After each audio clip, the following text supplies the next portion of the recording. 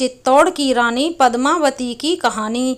रानी पद्मिनी चित्तौड़ की रानी थीं। वे सिंहल द्वीप के राजा गंधर्वसेन और रानी चंपावती की बेटी थीं।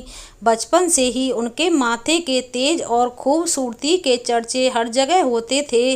रानी पद्मिनी के बड़े होने पर जब विवाह का समय आया तो अपनी सुंदर सुशील पुत्री के लिए राजा ने स्वयंवर का प्रबंध किया, किंतु यह कोई सामान्य स्वयंवर नहीं था। कहते हैं कि भारत के इतिहास में आज तक हुए सभी स्वयंवर में से सबसे चर्चित स्वयंवर था राजकुमारी पद्मिनी का, क्योंकि इस स्वयंवर में स्वयं राजकुमारी ने एक शर्त रखी थी जिसे जान वहां आए सभी राजा महाराजा चकित रह गए थे। राजकुमारी की शर्त के अनुसार वे उसी से विवाह करेंगी जो उनके द्वारा मैदान में उतारे हुए योद्धा को पराजित कर सकेगा।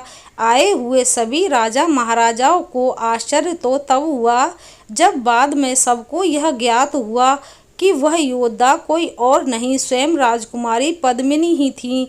खैर, स्वयंवर का आरंभ हुआ। एक के बाद एक दावेदार उस योद्धा को हराने के लिए आगे आए, लेकिन किसी में इतना कौशल नहीं था कि वे उसे पराजित कर सकें। तब आए चित्तौड़ के राजा रतन सिंह और उन्हें उस योद्धा को हराकर शर्त जीत ली और रानी पद्मिनी से उनका विवाह हुआ। 12वीं और 13वीं शताब्दी में दिल्ली के शासकों का मेवाड़ पर आक्रमण बढ़ रहा था। इसी बीच अलाउद्दीन खिलजी को चित्तौड़ की रानी पद्मावती की सुंदरता के बारे में पता चला तो अलाउद्दीन खिलजी रानी पद्मावती को पाने को आतुर हो गया और अपनी विशाल सेना के साथ चित्तौड़ आ धमका। अलाउद्दीन खिलजी ने राजा रतन सिंह को संदेशा भिजवाया कि वो रानी पद्मावती को बहन के रूप में देखता है और उनसे एक बार मिलना चाहता है।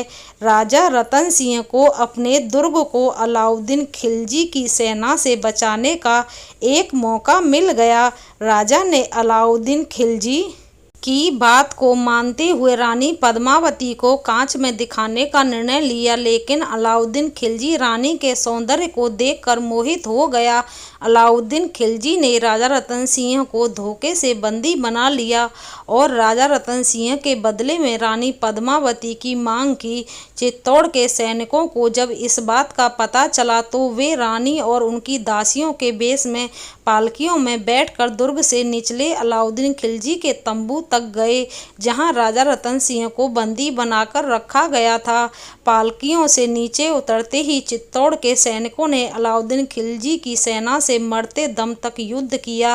राजा और उनके सैनिकों की वीर गति का समाचार पा रानी पद्मिनी और 16,000 राजपूत रमणियां जौहर की आग में कूद गई, जिससे मुसलमानों के हाथों कुछ ऐसा न लगे कि वे हिंदू समाज का अहित कर सकें। दोस्तों, यह कहानी आपको पसंद आई हो तो प्लीज़ लाइक शेयर कमेंट करना। धन्यवाद।